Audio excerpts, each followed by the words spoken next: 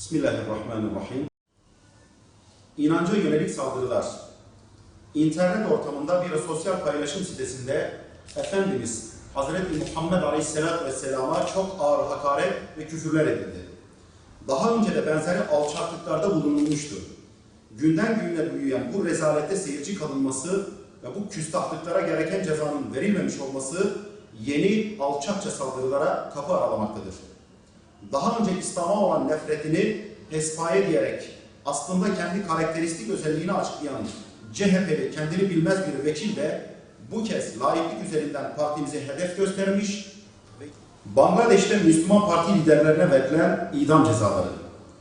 Dünya kamuoyunun sessiz kaldığı Bangladeş'te İslami camialara yönelik büyük zulümler ve keyfi cezalandırmalar devam ediyor.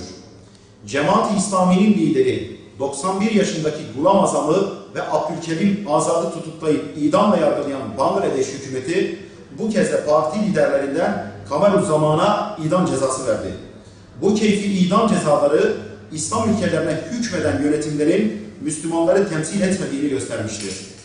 Batı tarafından Müslüman ülkelere rol model olarak gösterilen Türkiye gibi Bangladeş'teki rejim de muhalifleri sindirmek için yargıyı bir silah olarak kullanmaktadır.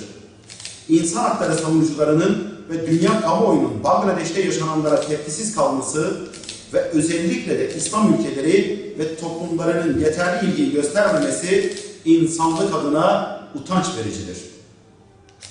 Mescid-i Aksa'yı Havra'ya çevirme planları. Mescid-i Aksa'ya saldırılar artmaya devam ediyor. İşgalci İsrail'in başkanı Netanyahu'nun liderliğini yaptığı Likud Partisi, Mescid-i Aksa'ya gelmeleri için Yahudilere çağrıda bulundu. Bu hafta Batı Şeria'da El Halil Camii'ne ve Kudüs'ten Mescid-i Aksa'ya işgal askerlerinin korumasında fiili saldırıda bulunan bir grup Yahudi zorla Mescid-i Aksa'nın içine girip ayin yaptı. Daha önce de işgalci İsrail askerleri eşliğinde Aksa'da ayin yapılmak istenmişti. Bu olay üçüncü bir intifadayı ateşleyebilecek büyüklükte bir hadisedir. Zira daha önce Aksa'nın içerisine girmek isteyen Ariel Sharon yüzünden ikinci intifada başlamıştı.